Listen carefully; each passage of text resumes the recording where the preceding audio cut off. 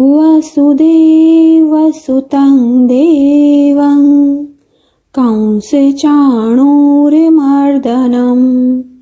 देवकी परमानन्दं कृष्णं वन्दे जगद्गुरुं कृष्णं वन्दे जगद्गुरुं।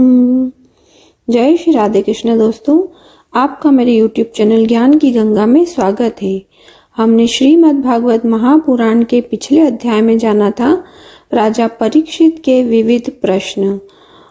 इसकी आगे की कथा हम आज के अध्याय में श्रवण करेंगे। ओम नमो भगवते वासुदेवाय नमः। नवा अध्याय, ब्रह्मा जी का भगवत धाम दर्शन और भगवान के द्वारा उन्हें चतुश्लोकी भागवत का उपदेश देना।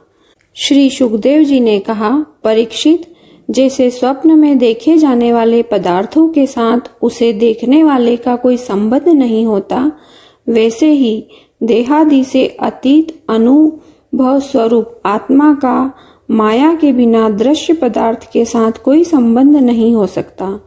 विविध रूप वाली माया के कारण वह विविध रूप वाला प्रतीत होता है और जब उसके गुणों में रम जाता है तब यह मैं हूँ, यह मेरा है, इस प्रकार मानने लगता है।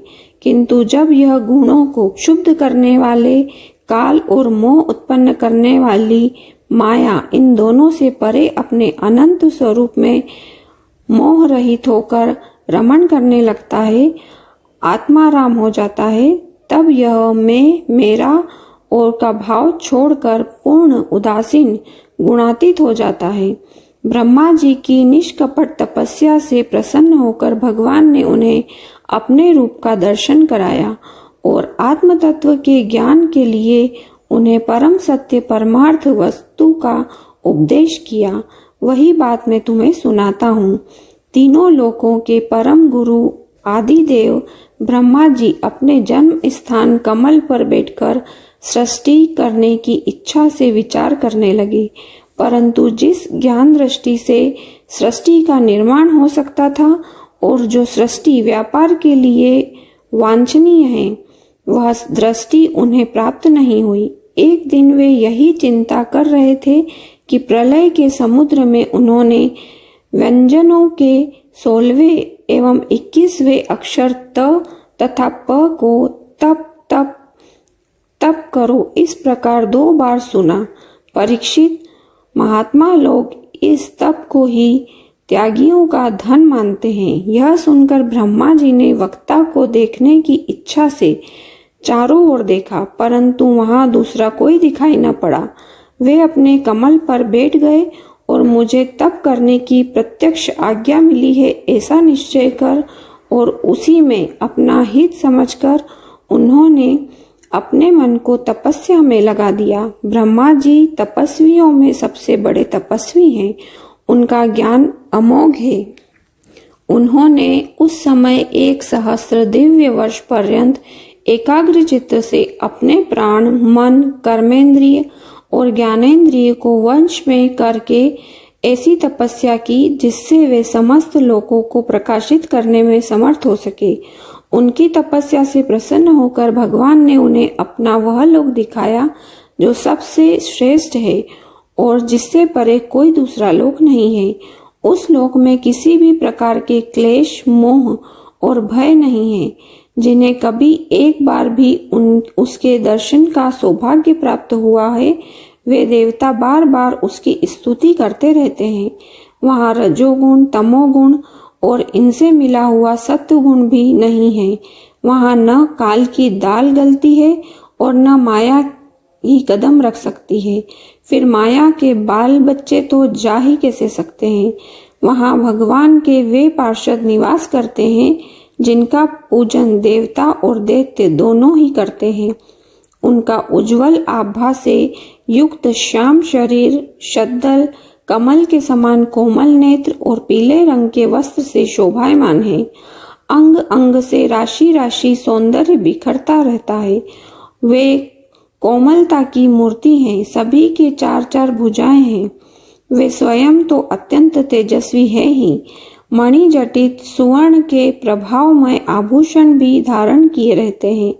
उनकी छवि मूंगे, वैदूर्यमणि और कमल के उज्जवल तंतु के समान है। उनके कानों में कुंडल, मस्तक पर मुकुट और कंठ में मालाएं शोभायमान हैं। जिस प्रकार आकाश बिजली सहित बादलों से शोभायमान होता है, वैसे ही वह लोग मनोहर कामिनियों की कांति से युक्त महात्माओं के दिव्य तेजोमय विमानों से स्थान स्थान पर सुशोभित होता रहता है। उस वैकुंठ लोक में लक्ष्मी जी सुंदर रूप धारण करके अपनी विविध विभूतियों के द्वारा भगवान के चरण कमलों की अनेकों प्रकार से सेवा करती रहती है।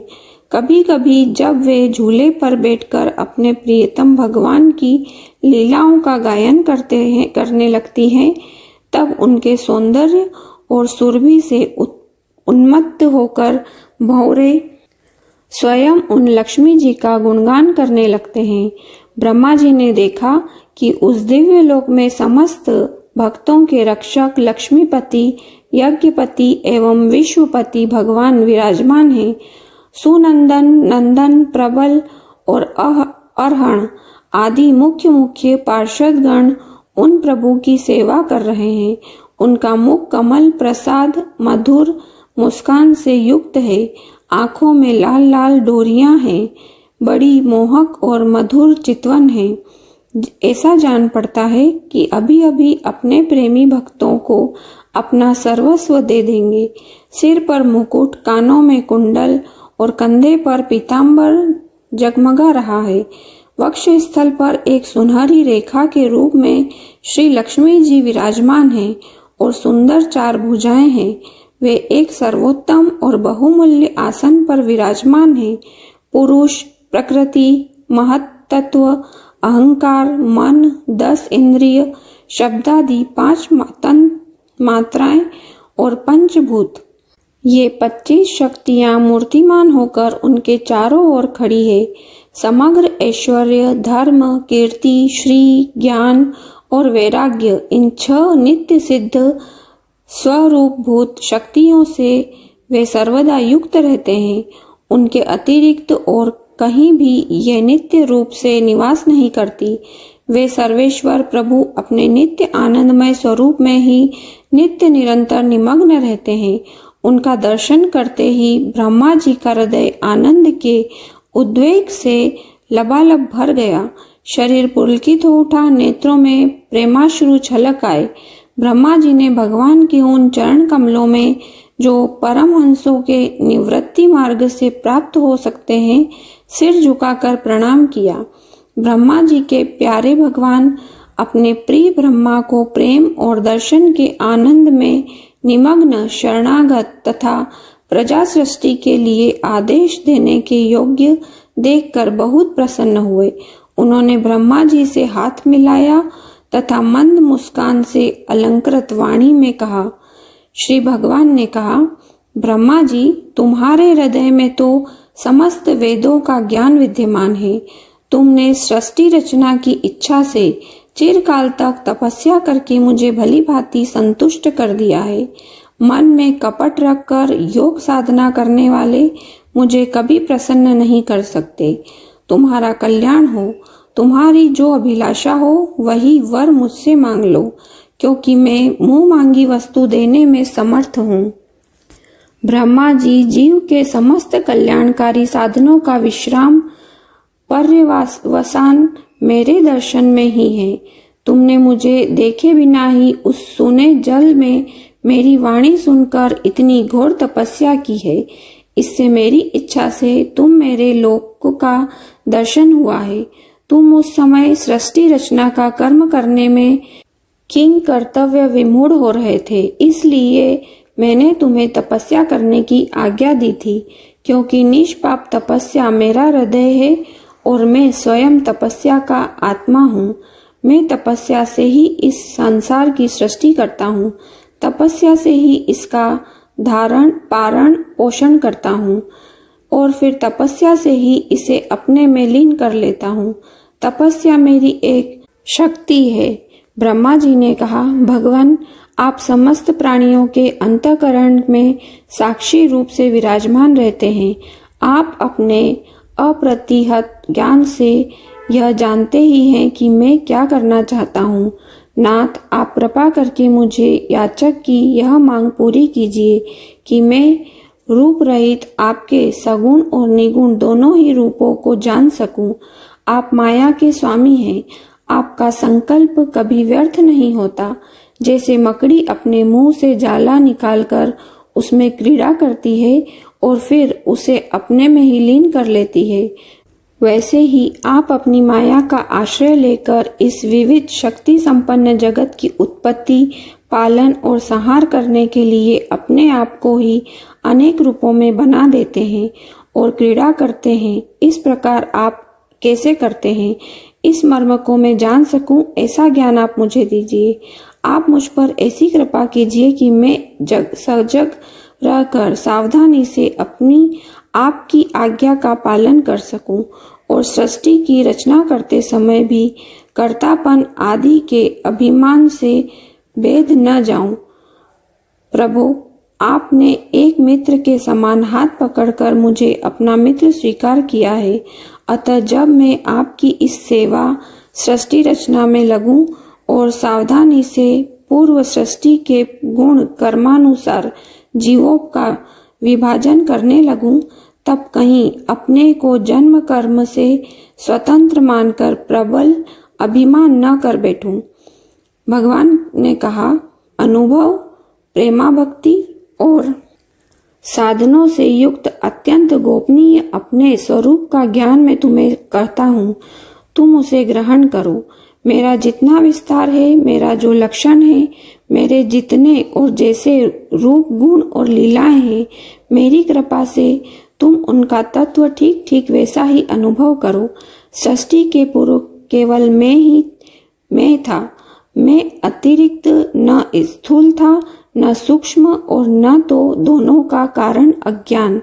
जहाँ यह सृष्टि नहीं है, वहाँ मैं ही हूँ और इस सृष्टि के रूप में जो कुछ प्रतीत हो रहा है, वह भी मैं ही हूँ और जो कुछ बच रहेगा वह भी मैं ही हूँ। वास्तव में न होने पर भी जो कुछ अनिवर्चनीय वस्तु मेरे अतिरिक्त मुझ परमात्मा में दो चंद्रमाओं की तरह मिथ्या ही प्रतीत हो रही है, अथवा विद्यमान होने पर भी आकाश मंडल के नक्षत्रों में राहु की भांति जो मेरी प्रतीति नहीं होती है, इसे मेरी माया समझना चाहिए। जैसे प्राणियों के पंचभूत रचित छोटे बड़े शरीर में आकाश आदि पंच महाभूत उन शरीरों के कार्य रूप से निर्मित होने के कारण प्रवेश करते भी हैं और पहले से ही उन स्थानों और रूपों में कारण रूप से विद्यमान रहने के कारण प्रवेश नहीं भी करते हैं, वैसे ही उन प्राणियों के शरीर की दृष्टि से मैं उनमें आत्मा के रूप में प्रवेश किए हुए हूँ और आत्मा दृष्टि से अपने अतिरिक्त और कोई वस्तु न होने के कारण उनमें प्रविष्ट नहीं भी हूँ। यह ब्रह्म नहीं, यह इस प्रकार निषेध की पद्धति से और यह ब्रह्म है इस अन्वय की पद्धति से यही सिद्ध होता है कि सर्वातीत एवं सर्वस्वरूप भगवान ही सर्वदा और सर्वत्र स्थित है। वही वास्तविक तत्व है। जो आत्मा अथवा परमात्मा का तत्व जानना चाहते हैं, उन्हें केवल इतना ही जानने की आवश्यकता है कि ब्रह्मा जी, तुम अविचल समाधि के द्वारा मेरे इस सिद्धांत में पूर्ण निष्ठा कर लो। इससे तुम्हें कल्प कल्प में विविध प्रकार की सृष्टि रचना करते रहने पर भी कभी मोह नहीं होगा। श्री सुखदेव जी कहते हैं, लोक पितामह ब्रह्मा जी को इस प्रकार उपदेश देकर अजन्मा भगवान ने उनके देखते ही देखते अपने उस रूप को छिपा लिया। जब सर्वभूत स्वरूप ब्रह्मा जी ने देखा कि भगवान ने अपने इंद्रिय गोचर स्वरूप को हमारे नेत्रों के सामने से हटा लिया है, तब उन्होंने अंजलि बांधकर उन्हें प्रणाम किया और पहले कल्प में जैसी सृष्टि थी उसी रूप में इस विश्व की रचना की। एक बार धर्मपति प्रजापति ब्रह्मा जी ने सारी जनता का कल्याण हो अपने इस स्वार्थ की पूर्ति के लिए विविध विधि पूर्वक यम नियमों को धारण किया। उस समय उनके पुत्रों में सबसे अधिक प्रिय परम भक्त देवर्षि नारद जी ने मायापति भगवान की माया का तत्व जानने की इच्छा से बड़े संयम, विनय और सौम्यता से अनुगत होकर उनकी सेवा की और उन्होंने सेवा से ब्रह्मा जी को बहुत ही संतुष्ट कर लिया।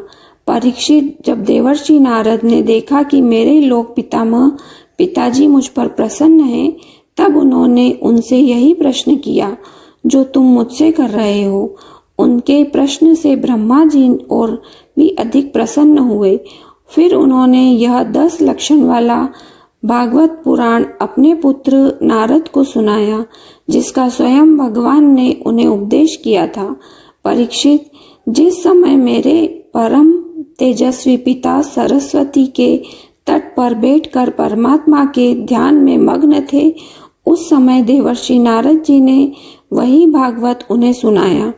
तुमने मुझसे जो यह प्रश्न किया है कि विराट पुरुष से इस जगत की उत्पत्ति कैसे हुई, तथा दूसरे भी जो बहुत से प्रश्न किए हैं, उन सबका उत्तर मैं उसी भगवत पुराण के रूप में देता हूँ। श्री कृष्ण शरणम मम, श्री कृष्ण शरणम मम, श्री कृष्ण शरणम मम। आज का अध्याय यही समाप्त होता है। इसके आगे की कथा हम कल के अध्याय में श्रवण करेंगे।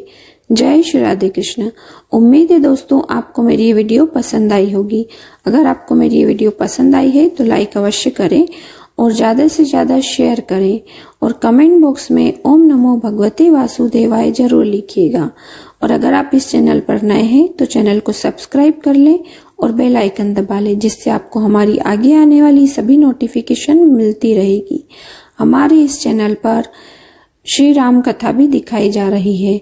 उसी के साथ श्रीमद् भगवत गीता का पाठ भी प्रतिदिन दिखाया जा रहा है, जो श्राद्ध पक्ष में सुनना अथवा पढ़ना उचित होता है।